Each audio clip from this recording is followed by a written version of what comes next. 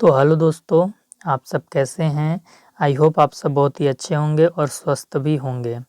दोस्तों, हम लोग वीर बहादुर सिंह पूर्वांचल यूनिवर्सिटी से जो एमएड एंट्रेंस का एग्ज़ाम होता है, उसका प्रीवियस ईयर पेपर सॉल्व कर रहे हैं। यानी 2023 में आपका जो एमएड एंट्रेंस एग्ज़ाम हुआ था, 2023 में कैसा पेपर था, कौन कौन से प्रश्न पूछे थे, ऑफिशियल पेपर हम लोग सॉल्व कर रहे हैं 2023 का। जिसमें कि एक लेक्चर मैं ले चुका हूं, जिसमें कि हम लोगों ने भाषा योग्यता के 20 प्रश्न सॉल्व किए थे। और आज ये उसका दूसरा लेक्चर है, जिसमें कि हम लोग करंट अफेयर्स वाले सेक्शन को देखेंगे, खंड ब यानी सेक्शन बी को। और इसके बाद हम लोग मेंटल एबिलिटी वाले सेक्शन को भी देखेंगे, मानसिक योग्यता वाले सेक्शन को देखेंगे। तो मैं आपको बता दूं कि हम लोग आज कौन कौन सा देखने वाले हैं। तो मैं आपको बताता हूं कि हम लोग आज दो खंड को देखेंगे। खंड ब में हम लोग करंट अफेयर्स के क्वेश्चन देखेंगे। करंट अफेयर्स से 10 क्वेश्चन यहाँ पे आते हैं। और खंड स को भी देखने वाले हैं। खंड स को देखने वाले हैं यानी सेक्शन सी। खंड स से आपके मानसिक योग्यता के क्वेश्चन आते हैं, मेंटल एबिलिटी के, मानसिक योग्यता के क्वेश्चन आते हैं। मानसिक योग्यता से क्वेश्चन 20 आते हैं, करंट अफेयर्स से 10 आते हैं और भाषा योग्यता से 20 आते हैं। तो इस प्रकार 50 प्रश्न यहाँ से आते हैं और आपके जो नंबर कटते हैं इसी से कटते हैं। बाकी बीएड के 100 क्वेश्चन आते हैं, वहाँ से लड़के ज़्यादा नंबर उठा लेते हैं। लेकिन यही जो आपका खंड अ हो गया, ब हो गया, स हो गया, इन 3 खंडों से मिला के 50 क्वेश्चन पूछे जाते हैं और इसी में से आपके नंबर कटते हैं। और आपके नंबर काटने के लिए ही पेपर में इंक्लूड किया गया है कि मेरिट थोड़ा नॉर्मल बने, सभी लोग अधिक नंबर ना पा पाएँ। इसलिए खंड अ में आपके भाषा योग्यता से 20 प्रश्न आते हैं, ब में आपके करंट अफेयर्स से 10 और स में आपके मानसिक योग्यता से 20 प्रश्न आते हैं। चलिए आज हम देखने वाले हैं खंड ब और खंड स। अगर आप चैनल पे नए होंगे तो चैनल को प्लीज़ सब्सक्राइब कर लीजिएगा। इस चैनल पर आपको एमएड एंट्रेंस की हर एक ऑथेंटिक अपडेट जानने को मिलती है। पिछले साल भी आपके वीर बहादुर सिंह पूर्वांचल यूनिवर्सिटी का एमएड एंट्रेंस एग्ज़ाम कैसे हुआ था, किस प्रकार से काउंसलिंग हुई थी, सारा वीडियो इस चैनल पे अपलोड है और काउंसलिंग तक हम आपके साथ बने रहते हैं। और जब आपका एमएड में एडमिशन हो जाता है तो भी इस चैनल पर एमएड की रेगुलर बेसिस पे क्लासेस चलती हैं। जो 2 साल का आपका एमएड होता है उसकी क्लासेस चलती हैं। आप आए दिन देखते होंगे कि एमएड की क्लासेस चलती रहती हैं। जैसे कि अभी आपकी एमएड 3rd सेमेस्टर की क्लास चल रही है। एमएड 3rd सेमेस्टर में आपको सोशियोलॉजिकल फाउंडेशन ऑफ एजुकेशन पढ़ाता हूँ। तो एमएड की जो इस चैनल पर क्लास चलती है लखनऊ यूनिवर्सिटी के रिकॉर्डिंग चलती है, लेकिन ऑलमोस्ट जो सिलेबस होता है इंडिया लेवल पे एमएड का वो सिमिलर ही होता है। तो आप चैनल को सब्सक्राइब कर लीजिएगा और वीडियो के डिस्क्रिप्शन में टेलीग्राम चैनल का लिंक मिल जाएगा, तो टेलीग्राम चैनल को ज़रूर ज्वाइन कीजिएगा, ये आपके लिए काफ़ी महत्वपूर्ण है। एग्ज़ाम से संबंधित सारे सूचनाएं आपको टेलीग्राम पे ही मिलेंगे कि आपका कब एग्ज़ाम होना है। ये सारे आपका नोटिफिकेशन तो आ गया है, लेकिन काउंसलिंग से रिलेटेड आंसर की रिजल्ट सारी सूचनाएं आपको टेलीग्राम पे दी जाएगी। इसके साथ ही आपको वीडियो के डिस्क्रिप्शन में व्हाट्सएप चैनल का लिंक मिल जाएगा, तो आप व्हाट्सएप चैनल को ज़रूर ज्वाइन कर लीजिएगा। ये मेरा आपसे पर्सनल रिक्वेस्ट है, यहाँ पे हमारे फॉलोअर क्या हैं, कम हैं। चलिए, और जब भी आपका पेपर होगा, आपका पेपर सितंबर में है, पेपर जैसे ही होगा तो आप पेपर का पीडीएफ बना के या फ़ोटो खींच के मेरे व्हाट्सएप नंबर पे सेंड कर दीजिएगा। मेरा व्हाट्सएप नंबर आपको वीडियो के डिस्क्रिप्शन में व्हाट्सएप ग्रुप का लिंक मिलेगा, तो आपको व्हाट्सएप ग्रुप ज्वाइन करना है। एडमिन वाला नंबर मेरा है, तो आप उस नंबर पे मुझे पेपर के फ़ोटो व्हाट्सएप कर दीजिएगा, ताकि जिस प्रकार से अभी हम आपको ये पेपर सॉल्व करा रहे हैं, 2025 में जो बच्चे बीबीएसपीयू का पेपर देने वाले हैं एमएड एंट्रेंस का, उनको भी मैं मदद पहुंचा सकूं। ठीक है, तो आप ये ज़रूर काम कीजिएगा, क्योंकि मेरी गुरु दक्षिणा यही होगी। चलिए, आज का जो पहला क्वेश्चन है, आज का हमारा पहला क्वेश्चन है, भारत की पहली महिला शिक्षिका कौन है? ऑप्शन है हमारे पास सरोजिनी नायडू, दुर्गाबाई देशमुख, बिमला कौल, सावित्रीबाई फुले। तो देखिए इसमें सबसे पहले ऑप्शन है आपका सरोजिनी नायडू। तो जो सरोजिनी नायडू थी ये हमें जानना है कि ये क्या थी, स्वतंत्र भारत की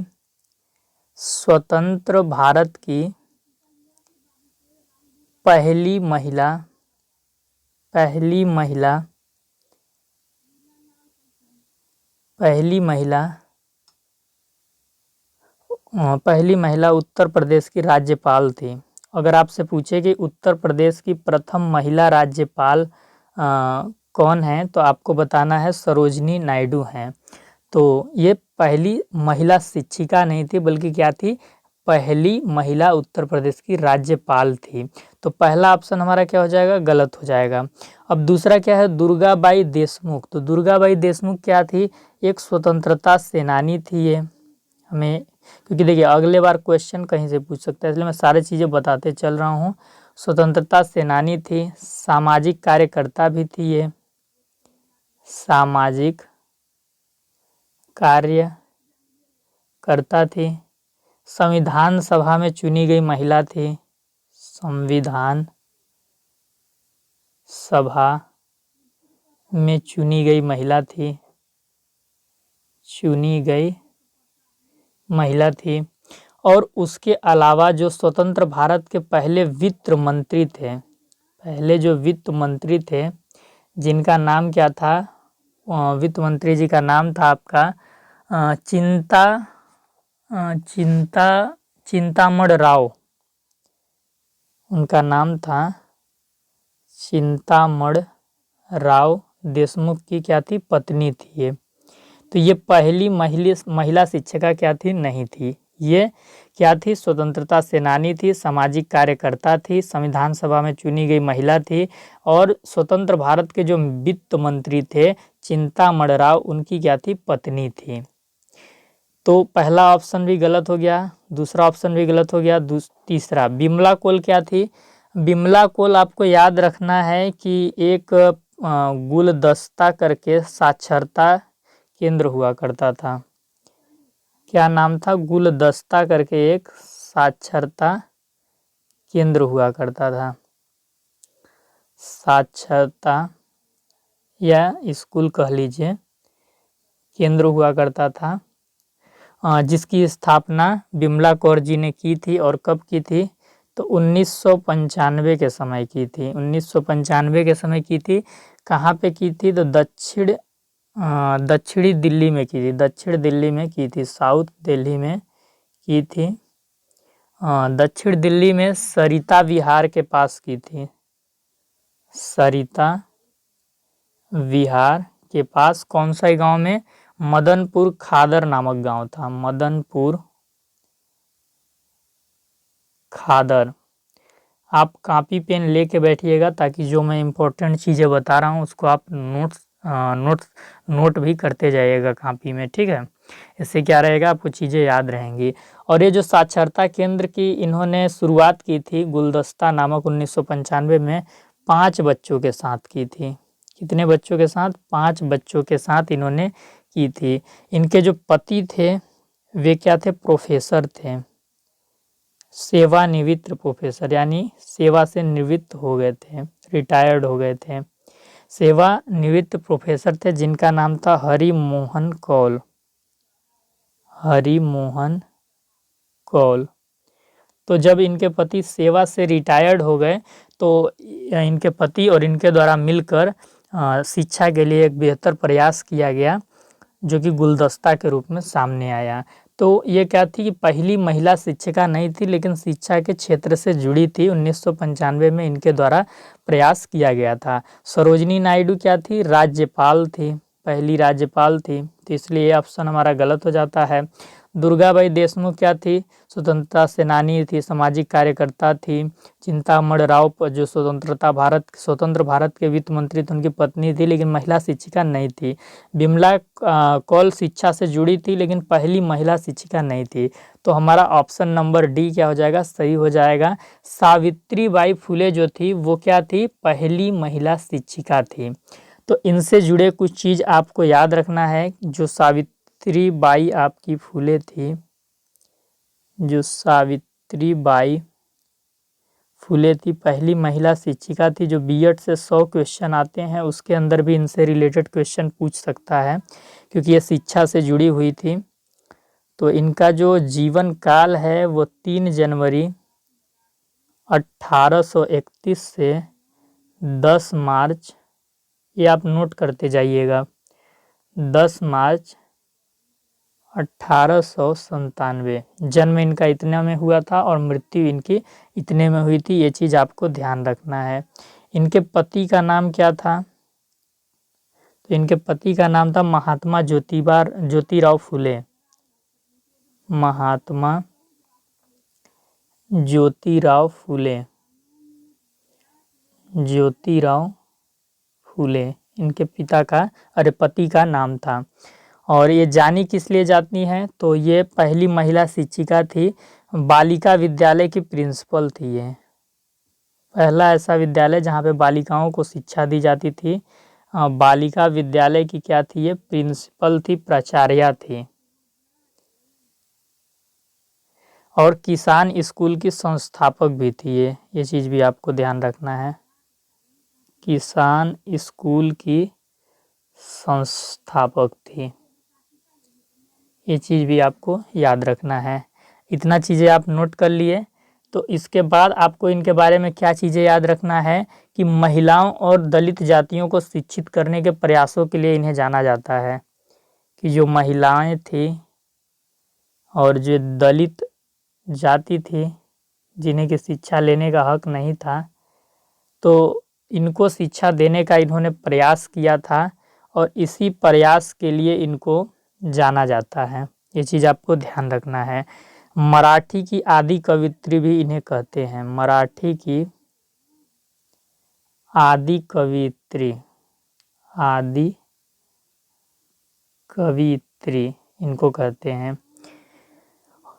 और इनके बारे में एक चीज़ मैं रोचक चीज़ आपको बता दूं कि ये जब स्कूल में पढ़ाने जाती थी, जो बालिका विद्यालय की ये प्रिंसिपल थी, वहाँ पे जब ये पढ़ाने जाती थी सावित्रीबाई फुले जी, तो उस समय के जो लोग थे 1848 की ये बात है। तो क्या होता था कि उस समय महिलाओं को शिक्षा नहीं देने की बात कही जाती थी कि लड़कियों को शिक्षा नहीं देना है, नहीं तो ये बिगड़ जाएंगी। तो जब सावित्रीबाई फुले जी स्कूल में पढ़ाने जाती थी तो लोग इतने बर्बर प्रवृत्ति के थे कि इन पे पत्थर फेंका करते थे, इनका मजाक उड़ाया करते थे, जो गंदगी होती है वो उन पर फेंकते थे। लेकिन इन सभी चीज़ों से सावित्रीबाई फुले जी कभी डरी नहीं। वो एक थैला लेके चलती थी, एक थैला वो लेके चलती थी और उस थैले में क्या करती थी, एक एक्स्ट्रा साड़ी लेके चलती थी। एक एक्स्ट्रा साड़ी लेके वो चलती थी कि जब लोग उन पे पत्थर फेंकते थे या गंदगी फेंकते थे तो वो साड़ी बदलती थी स्कूल में जाके। तो इतना संघर्ष करने के साथ, इतना संघर्ष करते हुए वो महिलाओं को शिक्षा देने के लिए क्रांतिकारी काम की और दलित जातियों को शिक्षा मिले, इसके लिए उन्होंने अथक प्रयास किया। और ये सारी चीज़ें उन्होंने अपने पति के सहयोग से की। और जिस विद्यालय की उन्होंने स्थापना की थी वो डेट आपका अगर आपको याद रखना है तो आप याद रख सकते हैं, 5 सितंबर 1848 डेट है। 5 सितंबर 1848 पुणे। 9 छात्राओं के साथ ये चालू किया गया था विद्यालय। इस कार्य को करने के लिए इनके पति महात्मा ज्योतिराव फुले इनका सहयोग किए थे। तो इस तरीके से आप उनके बारे में जानते हैं। तो पहला ऑप्शन जो होगा वो डी ऑप्शन आपका सही हो जाएगा। इस क्वेश्चन को मैंने थोड़ा डिटेल में इसलिए बता दिया क्योंकि हो सकता है जो बीएड के 100 क्वेश्चन आपका पूछा जाता है उसमें भी सावित्रीबाई फुले से क्वेश्चन पूछ सकता है। ठीक, तो जो चीज़ें इंपॉर्टेंट है मैं उसको थोड़ा एक्सप्लेन करता चलूँगा। अब चलिए आगे देखते हैं हम। अगला क्वेश्चन आपके डिस्प्ले के सामने है, आप पढ़िए क्या है। 30 जुलाई 2023 को असम विधानसभा के नए भवन का उद्घाटन किसने किया? जो असम का विधानसभा का भवन है वो नया भवन जो बना था उसका उद्घाटन किसने किया? भारत के राष्ट्रपति ने किया? नहीं। असम के राज्यपाल ने किया? नहीं। असम के मुख्यमंत्री जो वर्तमान में हैं हेमंत बिस्वा शर्मा, उन्होंने किया? तो नहीं। कौन किया? तो लोकसभा अध्यक्ष ने किया। लोकसभा अध्यक्ष उस समय कौन थे? ओम बिरला थे। ओम बिरला थे, जो कि अभी भी आपके वर्तमान लोकसभा के अध्यक्ष हैं। ठीक, काफ़ी सख्त हैं और मुझे अच्छे भी लगते हैं, मतलब इनके अंदर वो योग्यता है, सारा चीज़ें संभाल लेते हैं पक्ष विपक्ष को, तो अच्छा लगता है। तो ऑप्शन नंबर डी आपका सही हो जाएगा। फिर इसके बाद 23 नंबर क्वेश्चन क्या है? चंद्रयान 3 की लॉन्चिंग हुई, कब हुई? 20 जुलाई 2023 को, 14 जुलाई 2023 को, 18 जुलाई 2023 को, 25 जुलाई 2023 को। तो इसका आपका सही आंसर बी नंबर हो जाएगा। 14 जुलाई 2023 को चंद्रयान 3 की लॉन्चिंग हुई। तो इसके बारे में थोड़ा आप और पढ़ लीजिएगा। जो सूर्या करके आपका भेजा गया था उसके बारे में पढ़ लीजिएगा, हो सकता है यहाँ से भी क्वेश्चन आ जाए। 24 नंबर क्वेश्चन क्या है? 2023 में किसे global Indian icon of the year पुरस्कार से सम्मानित किया गया है? अमन सहरावत, प्रणीय वुप्पाला, मैरी कॉम, सुशील कुमार। तो मैरी कॉम को इसके लिए सम्मानित किया गया था। मैरी कॉम आप जानते ही हैं कि बॉक्सिंग चैम्पियन हैं, तो ये चीज़ आपको ध्यान रखना है। फिर इसके बाद मैरी कॉम नाम से एक फिल्म भी आई है जिसमें प्रियंका चोपड़ा एक्टिंग की है, तो आप वो देख सकते हैं। 25 नंबर क्वेश्चन क्या है? किस शिक्षा क्षेत्र की संस्था ने ई समाधान नाम से ऑनलाइन शिकायत पंजीकरण प्रणाली शुरू की?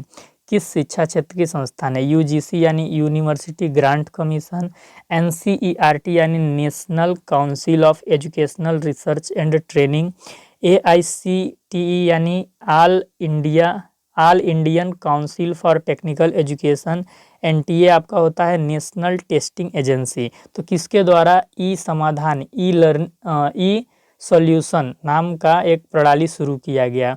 तो ये आपका सही ऑप्शन हो जाएगा यूजीसी यानी यूनिवर्सिटी ग्रांट कमीशन। बाकी अगर आपसे एनसीईआरटी का पूरा नाम अगर आपसे पूछ दे तो आपको याद रखना है, मैं यहाँ पे लिख दे रहा हूँ, आप भी नोट करके कहीं पे लिख लीजिएगा या अपने दिमाग में याद रखिएगा। National council of educational research and training, educational research and training, ये चीज़ आपको याद रखनी है। अगर हिंदी में इसका नाम आप पूछेंगे तो हिंदी में आपका हो जाएगा राष्ट्रीय शैक्षिक अनुसंधान, राष्ट्रीय शैक्षिक अनुसंधान और प्रशिक्षण परिषद, और प्रशिक्षण परिषद, ये इसका पूरा नाम होगा। तो ये बीएड के जो 100 क्वेश्चन आते हैं उसमें आपसे पूछ सकता है, क्योंकि एनसीईआरटी आपके बीएड करिकुलम का एक महत्वपूर्ण हिस्सा है। ठीक, इसके बाद अगर आपसे एआईसीटीई का पूरा नाम पूछता है तो इसे भी आप याद कर ही लीजिए, हालांकि पूछेगा नहीं है लेकिन फिर भी याद होना चाहिए। ऑल इंडिया, क्योंकि आप एक एजुकेटर बनने जा रहे हैं तो आपको शिक्षा जगत की सारी ताने बाने की जानकारी होनी चाहिए। तो all India council for technical education,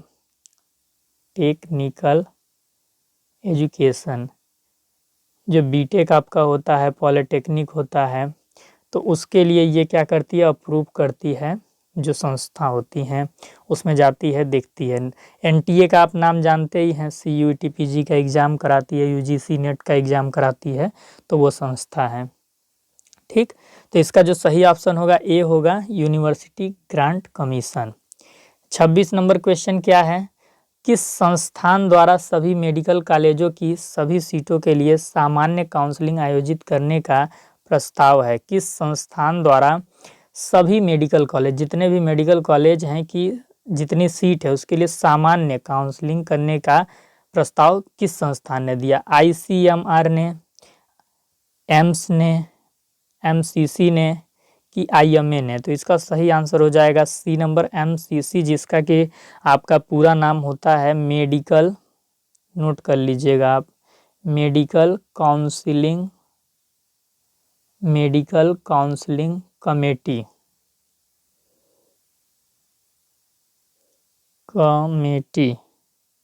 double M हो जाएगा, एक सेकेंड,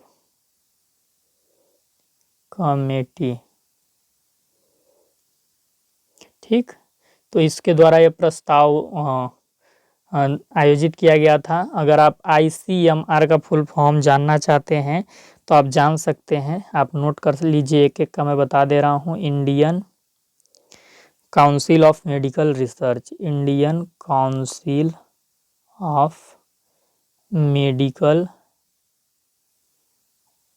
रिसर्च। फिर इसके बाद एम्स का भी आप नोट कर लीजिए। एम्स आप जानते ही हैं कि ऑल ओवर इंडिया लेवल पे वो सबसे बड़ी संस्था है मेडिकल की, जितने भी अच्छे डॉक्टर निकलते हैं यहीं से निकलते हैं। ऑल इंडिया इंस्टीट्यूट, नीट वगैरह का एग्ज़ाम देते हैं तो यहाँ पे एडमिशन मिलता है। All India institute of medical science, medical science इसका फुल फॉर्म होता है। फिर जो ये आपकी चौथे नंबर IMA है, ये इकोनॉमिक के लिए है, कोई अर्थशास्त्री बनना चाहता है तो इसमें उनका एडमिशन मिलता है, और इसका फुल फॉर्म है institute of management accounting, management accounting. Spelling आप लिख लीजिएगा, ठीक, जगह नहीं है तो मैं आगे बढ़ता हूँ। चलिए अगला क्वेश्चन जो है, कौन सा राज्य या केंद्र शासित प्रदेश पारंपरिक चिकित्सा पर B2B वैश्विक सम्मेलन और एक्सपो का मेजबान करता है? इसकी मेजबानी कौन कर रहा था? तो इसका आपका हो जाएगा 27 का C, असम के गुवाहाटी में ये चीज़ किया गया है, इसकी मेजबानी की जा रही थी। 28 नंबर जो क्वेश्चन है, कूनो राष्ट्रीय उद्यान जहाँ चीतों को लाया गया किस राज्य में स्थित है? मध्य प्रदेश, राजस्थान, महाराष्ट्र, गुजरात। तो ये क्या हो जाएगा? 28 का ये हो जाएगा मध्य प्रदेश में लाया गया। ठीक, आगे बढ़ते हैं। फिर इसके बाद 29 नंबर क्वेश्चन क्या है, राष्ट्रीय पोषण माह हर साल किस महीने के दौरान मनाया जाता है? तो सितंबर, अगस्त, नवंबर, जनवरी, कब? तो ये नंबर आपका सही हो जाएगा, सितंबर में मनाया जाता है। 30 नंबर क्वेश्चन क्या है, बैसाख पूर्णिमा का संबंध किस धर्म से है? हिंदू धर्म, सिख धर्म, जैन धर्म, बुद्ध धर्म। तो हिंदू धर्म के भी जितने लोग हैं वो इसको सेलिब्रेट करते हैं, लेकिन इसका जो पर्टिकुलर संबंध है वो बौद्ध धर्म या बौद्ध धर्म से है। जो महात्मा बुद्ध थे, जो महात्मा बुद्ध थे, आप जानते हैं ना, बौद्ध धर्म के ये संस्थापक थे। तो जो महात्मा बुद्ध थे, इनका जन्म भी बैसाख पूर्णिमा के दिन ही हुआ था। इनको ज्ञान की प्राप्ति भी बैसाख पूर्णिमा के दिन ही हुई थी, और इनका जो महापरिनिर्वाण दिवस कहा जाता है, यानी जिस दिन ये दुनिया को छोड़ के चले गए थे, तो वो भी बैसाख पूर्णिमा का ही दिन था। तो इसलिए ये बौद्ध धर्म से अच्छे से जुड़ जाता है, और बौद्ध धर्म के लिए ये जो दिन है काफ़ी महत्वपूर्ण है। तो बैसाख पूर्णिमा का संबंध बुद्ध धर्म से है, ये चीज़ आपको ध्यान रखना है। तो हमने करंट अफेयर्स वाला सेक्शन सॉल्व कर लिया, और आपने देख लिया करंट अफेयर्स में किस तरह के क्वेश्चन आते हैं। करंट अफेयर्स का मतलब क्या होता है कि जब आपका एग्ज़ाम है उससे 5-6 महीने की चीज़ें, जो घटनाएं घटी हैं या जो सार्वभौमिक स्तर पर अलग अलग सेक्टर से नॉलेज होती हैं, वो आपको पढ़ना होता है।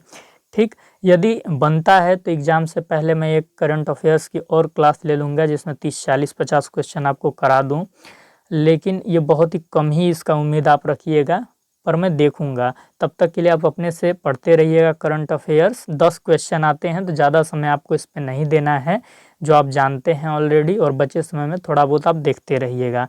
आपका जो पूरा फोकस है वो भाषा योग्यता वाले सेक्शन पे होना चाहिए, और बीएड से जो 100 क्वेश्चन आते हैं उस पे होना चाहिए। बीएड के 100 क्वेश्चन के लिए इस चैनल की प्लेलिस्ट में बहुत सारी प्लेलिस्ट बनी है, जिसमें मैंने पिछले साल एमएड एंट्रेंस के लिए बहुत सारे प्रैक्टिस सेट कराए हैं, प्रीवियस ईयर पेपर अलग अलग यूनिवर्सिटीज़ के कराए हैं, तो उसको भी आप देख लीजिएगा, क्योंकि ऑलमोस्ट जो बीएड का सिलेबस है वो सब जगह का सेम होता है। तो आप बीएड के खूब सारे क्वेश्चन सॉल्व कीजिए, वहीं से आपको एमएड की एक सरकारी सीट प्राप्त होगी। ठीक है, चलिए दूसरे सेक्शन में अब खंड स को हम सॉल्व करते हैं। खंड स मानसिक योग्यता का है, मेंटल एबिलिटी का है। इसमें 20 क्वेश्चन मिलेंगे हमें। ठीक, देखिए मेंटल एबिलिटी मतलब यहाँ पे ओनली फॉर ओनली, मतलब ओनली रीजनिंग से रिलेटेड क्वेश्चन नहीं रहेंगे, ठीक। रीजनिंग जो होता है यहाँ पे मेंटल एबिलिटी मतलब अलग अलग जो विषय होते हैं उसकी सामान्य जानकारी आपको है, उसका बेसिक नॉलेज है कि नहीं, ये चीज़ आपको चेक करता है एग्जामिनर, ठीक। तो देखिए यहाँ पे क्या है, पहला क्वेश्चन इसमें है 31 नंबर क्वेश्चन क्या है, ताप विद्युत गृहों से निष्कासित कौन सी गैस वायु को प्रदूषित करती है। तो आप जानते हैं कि जो ताप विद्युत गृह होते हैं जहाँ से टेम्परेचर जनरेट होता है, जो ताप विद्युत गृह होते हैं जहाँ करंट बनता है वहाँ से कौन कौन सी गैस निकलती है और वायु को प्रदूषित करती है। तो सल्फर डाइऑक्साइड भी वायु को प्रदूषित करती है, नाइट्रोजन ऑक्साइड भी करती है, CO2 भी करता है। तो इस तरीके से आपका SO2, NO2, CO2 ये तीनों ही गैस क्या करते हैं, हमारा जो एयर है, जो वायुमंडल है, इसको क्या करते हैं, प्रदूषित करने का काम करते हैं। तो इसका सही आंसर डी नंबर हो जाएगा, 31 का डी आपका सही हो जाएगा। फिर इसके बाद 32 नंबर क्वेश्चन क्या है, 32 नंबर क्वेश्चन है अंतर्राष्ट्रीय ओजोन दिवस कब मनाया जाता है। तो ये चीज़ आपको भली भांति पता होगा, 16 जुलाई को कि 16 सितंबर को कि 16 अक्टूबर को कि 16 जून को। तो 16 सितंबर को आपको 16 सितंबर को अंतर्राष्ट्रीय ओजोन दिवस मनाया जाता है, ये चीज़ आपको याद रखना है। 33 नंबर क्वेश्चन क्या है, भोपाल गैस त्रासदी कह लीजिए या दुर्घटना के घटित होने का वर्ष है। भोपाल गैस जो दुर्घटना घटा था वो किस वर्ष घटा था, 1982, 1986, 1984, 1989। तो 33 का सी आपका सही हो जाएगा, 1984 को ये घटना घटा था। मिथाइल आइसोसाइनाइट नामक गैस का रिसाव होने से ये दुर्घटना घटा था, ये चीज़ आपको याद रखना है, और उसमें बहुत लोगों की मौत भी हो गई थी, ये चीज़ भी आपको दिमाग में याद रखना है। 34 नंबर क्वेश्चन, 34 नंबर क्वेश्चन क्या है, भारतीय संविधान का कौन सा अनुच्छेद, कौन सा आर्टिकल क्या कहता है, राज्य के 6 से 14 वर्ष के सभी बच्चों को मुफ्त और अनिवार्य शिक्षा उस तरीके से प्रदान करेगा जैसा राज्य कानून द्वारा निर्धारित करेगा। तो ये भारतीय संविधान के किस अनुच्छेद में शामिल था और कौन सा अनुच्छेद ऐसा कहता था। तो अनुच्छेद 14, 21 का ए, 46, 45। तो 21 का ए इसका सही हो जाएगा, 34 का आपका क्या हो जाएगा, बी नंबर सही हो जाएगा। फिर अगला क्वेश्चन हमारा क्या है, अगला क्वेश्चन है हमारा, हमारे सौर मंडल का सबसे बड़ा ग्रह है बृहस्पति, मंगल, शनि, पृथ्वी। तो ये तो आप जानते ही होंगे कि 35 का क्या हो जाएगा, ए बृहस्पति आपका सौरमंडल का सबसे बड़ा ग्रह कहलाता है। फिर अगला क्वेश्चन 36 नंबर है, कादम्बरी के लेखक हैं कालिदास, विष्णुगुप्त, बाणभट्ट, मैथिली शरण गुप्त। तो 36 का हो जाएगा आपका सी, बाणभट्ट का रचना है, बाणभट्ट की रचना है कादम्बरी, ठीक, ये चीज़ आपको याद रखनी है। अगला क्वेश्चन क्या है, अगला क्वेश्चन है आपका, बुक लंग श्वसन अंग क्या है, श्वसन अंग है किसका है, तिलचट्टे का है, मकड़ियों का है, राजकर्कट का है, लंग फिश का है। तो 37 का आपका बी हो जाएगा, मकड़ियों का श्वसन अंग को क्या कहते हैं, बुक लंग कहते हैं। फिर इसके बाद 38 नंबर क्वेश्चन क्या है, मायोजेनिक हृदय पाया जाता है केकड़ों में, कीटों में, घोंघों में, छिपकलियों में। तो मायोजेनिक हृदय वो होता है, ऐसा हृदय होता है जो जिसमें क्या होता है, पेस मेकर होता है, पेस मेकर होता है, यानी इस प्रकार का जो दिल होता है उसका जो धड़कने का नियंत्रण होता है, धड़कने का नियंत्रण होता है उसके खुद के हाथ में होता है, यानी दिल के अंदर ही होता है। यानी कि दिल के धड़कने का नियंत्रण मांसपेशियों में नहीं होता है, मांसपेशियों में या तंत्रिका में नहीं होता है, आप ऐसे बोल सकते हैं, जो तंत्रिका होता है उसमें नहीं होता है। इस प्रकार के दिल की धड़कने का जो नियंत्रण क्षमता होता है वो दिल के अंदर ही होता है, और ऐसा पेस मेकर के द्वारा होता है। मानव के अंदर जो हृदय पाया जाता है वो मायोजेनिक हृदय ही होता है, क्योंकि देखते हैं कि मानव का जो हृदय होता है, जो हार्ट होता है, वो ट्रांसप्लांट हो जाता है। यानी कि अगर आपका हार्ट काम करना बंद कर दे, खराब हो जाए, तो दूसरे व्यक्ति का हार्ट बदल दिया जाता है। तो ऐसा इसीलिए संभव होता है कि जैसे एक व्यक्ति का हार्ट निकाल रहे हैं तो देख लीजिएगा धड़कता रहता है, शरीर से अलग होने के बाद भी धड़कता रहता है, इसीलिए उसको दूसरे से शरीर में फिट किया जा पाता है। तो इस प्रकार का जो दिल होता है उसका धड़कने का जो नियंत्रण होता है वो दिल के अंदर ही होता है और ऐसा पेसमेकर के कारण होता है। और इसका सही आंसर आपका छिपकलियों में होगा। ठीक, छिपकलियों का जो हृदय होता है वो मायोजेनिक हृदय टाइप का होता है, ये चीज़ आपको ध्यान रखना है। और ये जो आपका आंसर है छिपकली, ये आपके यूनिवर्सिटी के आंसर की के अनुसार ही है। जो VVSPU ने आंसर की जारी किया है उसमें इस क्वेश्चन का आंसर डी ऑप्शन को दिखाया है, तो उसी के अनुसार हम आपको बता रहे हैं। ठीक, चलिए 39 नंबर जो क्वेश्चन है, गीता, जो आप गीता का नाम सुने हैं वो महाभारत महाकाव्य के किस पर्व का अंश है? आदि पर्व का, उद्योग पर्व का, भीष्म पर्व का, अनुशासन पर्व का? तो इसका सही आंसर आपका हो जाएगा भीष्म पर्व का अंश है आपका गीता।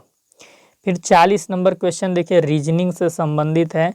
बिल्ली कैसा आवाज करती है? म्याऊं म्याऊं का आवाज करती है।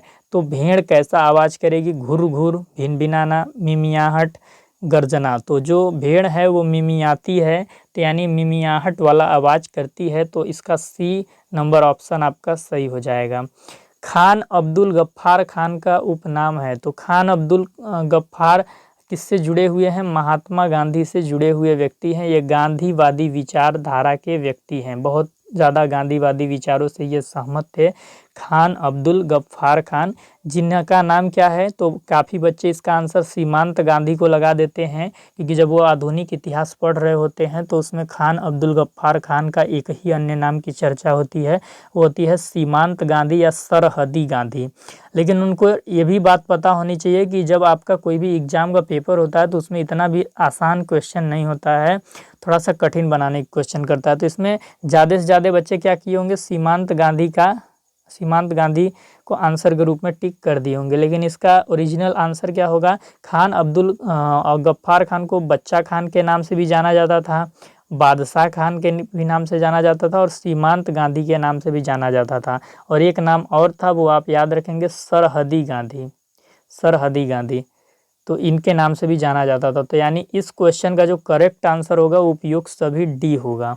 ठीक, हाँ 42 नंबर क्वेश्चन क्या है? बहलोल खान लोदी दिल्ली की गद्दी पर बैठा, कब बैठा? 1447 में, 1451 में, 1479 में, 1489 में। तो कब बैठा ये? 42 का आपका हो जाएगा बी, 1451 में।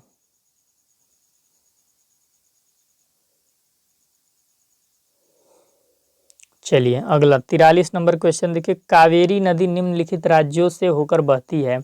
ऑप्शन क्या है आपके पास? कर्नाटक, तमिलनाडु, कर्नाटक आंध्र प्रदेश, केरल तमिलनाडु, केरल और कर्नाटक। तो जो 43 का सही आंसर आपका हो जाएगा वो ए नंबर हो जाएगा। कावेरी नदी कर्नाटक और तमिलनाडु राज्यों में बहती है। मैं इसे थोड़ा सा एक्सप्लेन कर देता हूँ अपने स्तर से। ये कर्नाटक तथा कावेरी नदी जो है आपका वो क्या है? कर्नाटक और उत्तरी तमिलनाडु, आप याद रखेंगे, उत्तरी तमिलनाडु में बहने वाली एक सदा नीरा नदी है। बहने वाली एक सदा नीरा नदी है। सदा नीरा नदी किसको बोलते हैं? जो हमेशा बहती है। ठीक, सदा नीरा नदी है, ये चीज़ आपको ध्यान रखना है। और यह पश्चिमी घाट के पर्वत ब्रह्मगिरी से निकलती है। पश्चिमी घाट में आपका एक पर्वत है, जिस पर्वत को हम क्या कहते हैं? ब्रह्मगिरी पर्वत। ब्रह्मगिरी पर्वत, तो ये नदी वहीं से निकलती है। इस चीज़ को भी आपको याद रखना है। अगर इसकी लंबाई की बात की जाए तो 800 km लगभग में मानी जाती है। ये बहती कैसे है? तो आपको याद रखना है दक्षिण पूर्व, दक्षिण पूर्व में आपकी बहती है। तो इस दिशा में ये नदी आपकी बहती है, साउथ और ईस्ट में आपकी बहती है। और अगर इसके उपनदी की बात की जाए तो आप याद रखिएगा कि जो कावेरी नदी की उपनदी हैं, कुछ उपनदियों के नाम मैं बता रहा हूँ, सिमसा, हेमावती, हेमावती और आपका भवानी। भवानी, ये उसकी क्या है? उपनदी हैं तीनों। उप नदी हैं। आपको मैं बता दूं जानकारी के लिए कि मैं पहले मतलब बहुत साल हो गया टाइम, मतलब 2 साल पहले की बात है कि मैं ज्योग्राफी विषय को पर्टिकुलर पढ़ाता था महाविद्यालय के अंदर। तो इसलिए जब भी भूगोल की बात आती है तो मैं उसको थोड़ा एक्सप्लेन कर ही देता हूँ। और अगर आप किसी भी स्टेट का जीके देखना चाहते हैं तो इस चैनल के प्लेलिस्ट पे आपके 28 जो स्टेट हैं उसकी जीके की क्लास है, जिसमें मैंने पर्टिकुलर हर स्टेट को एक्सप्लेन किया है भौगोलिक दृष्टि से, पॉलिटिकल दृष्टि से। तो आप उसको देख सकते हैं। आप किसी भी राज्य के रहने वाले, अगर आप उत्तर प्रदेश का भी जीके पढ़ना चाहते हैं तो प्लेलिस्ट में वीडियो लेक्चर अपलोड है, आप देख सकते हैं। अगर आपको लिंक चाहिए तो आप हमसे मांग सकते हैं। जैसे आप यूपी टेट अगर आपको कभी भविष्य में देना हो तो आप उसके लिए देख सकते हैं। ठीक, चलिए अगला क्वेश्चन क्या है। 44 नंबर, भारत आने वाला प्रथम यूरोपीय कौन था? John Mildenhall, Columbus, Vasco da Gama, Francis Drake. तो इसका जो सही आंसर हो जाएगा आपका 44 का वास्को डी गामा पहला यूरोपीय व्यक्ति था जो भारत आया था। और इसने भारत की खोज नहीं की थी, इसने क्या किया था कि समुद्री रास्ते से हम कैसे भारत आ सकते हैं, जल मार्ग से हम कैसे भारत आ सकते हैं, इसकी खोज वास्को ड गामा ने की थी। समुद्री मार्ग से हम यूरोपीय देशों से भारत देश में कैसे आ सकते हैं, इसकी खोज वास्को ड गामा ने की थी। तो ये चीज़ आपको याद रखनी है। अगला जो क्वेश्चन है भूगोल से, देखिए फिर क्वेश्चन आ गया।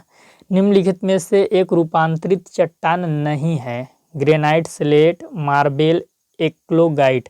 तो इसका क्या होगा 45 का ए। जो ग्रेनाइट है आपका शुद्ध रूप है वो रूपांतरित चट्टान नहीं है। ग्रेनाइट का ही रूप क्या होता है, हीरा होता है आपका।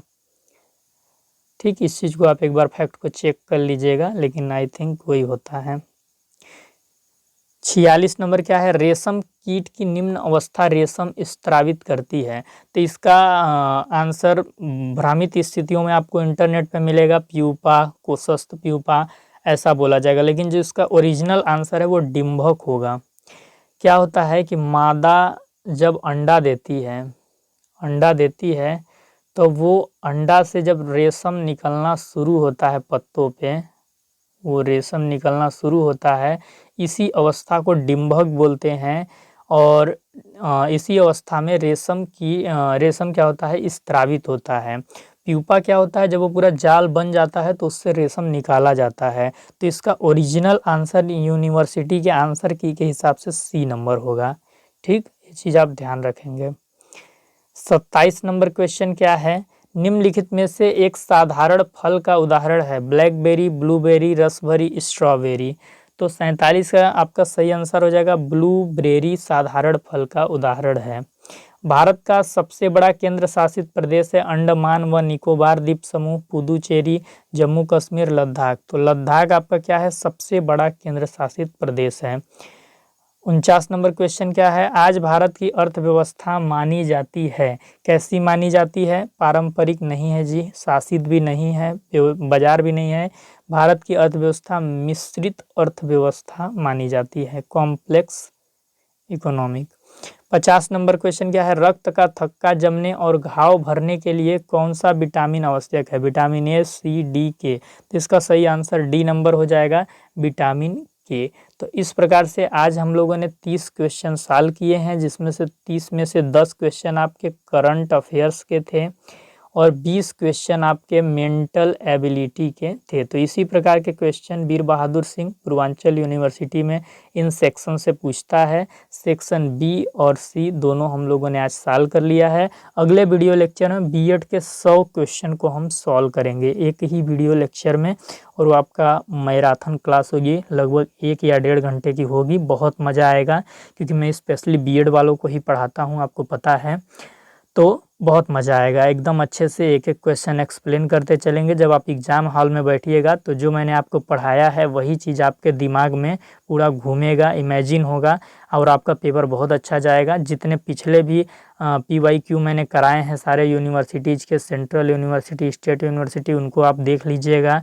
और जितने प्रैक्टिस सेट कराए हैं उनको देख लीजिएगा। थ्योरी की क्लासेस साइकोलॉजी की अपलोड हैं, उसको देख लीजिएगा। अगर आप इतना करके जाते हैं तो मैं गारंटी देता हूँ कि आपका पेपर बहुत अच्छा जाएगा। ठीक है, तो गुरु की बातों को मानना चाहिए। अगर आप प्रतिबद्ध हैं एमएड की एक सरकारी सीट पाने के लिए तो आप ये चीज़ ज़रूर कीजिएगा। ठीक, क्योंकि आपने फॉर्म भरा है, आपका पैसा लगा होगा, आपका समय लग रहा है, श्रम आपका लग रहा है, तो आप कोशिश कीजिए कि एक सरकारी सीट आपको वीर बहादुर सिंह पूर्वांचल यूनिवर्सिटी की मिल जाए।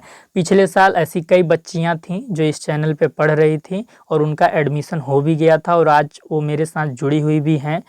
जो उनका एमएड 2 साल का कोर्स है उसमें मैं उनका हर सेमेस्टर में कुछ ना कुछ मदद करता हूँ। तो अगर आप भी अच्छे से तैयारी करते हैं और अपना एडमिशन वहाँ करा लेते हैं तो आप भी भविष्य में हमसे जुड़े रहेंगे और बहुत ही प्रगति आप कर सकते हैं अगर आपका वहाँ एडमिशन हो गया तो चैनल पे आप नए होंगे तो चैनल को ज़रूर सब्सक्राइब कीजिएगा। वीडियो के डिस्क्रिप्शन में टेलीग्राम चैनल का लिंक है, उसे ज्वाइन करना आप मत भूलिएगा। वीडियो के डिस्क्रिप्शन में व्हाट्सएप चैनल का लिंक है, तो इसे आप ज़रूर ज्वाइन कीजिएगा। पर्सनली मैं बोल रहा हूँ, पेपर हो जाएगा तो पेपर की PDF या इमेज फ़ोटो खींच के आप मेरे व्हाट्सएप पे ज़रूर शेयर कीजिएगा। ये मैं आपको एक काम दे रहा हूँ जो आपको करना है, तभी मैं मानूंगा कि आप मेरे लिए प्रतिबद्ध हैं। ठीक, तो इस चीज़ को करने के लिए आप ये PDF या इमेज भेजने के लिए पेपर की, आप वीडियो के डिस्क्रिप्शन में व्हाट्सएप ग्रुप होगा तो अभी से ही आप उसमें जुड़ जाइए और उसमें जो एडमिन का नंबर है वो मेरा नंबर है, तो उसी पे आपको सेंड करना है। चलिए, सेशन कैसा लगा एक बार आप ज़रूर कमेंट के माध्यम से बताइएगा।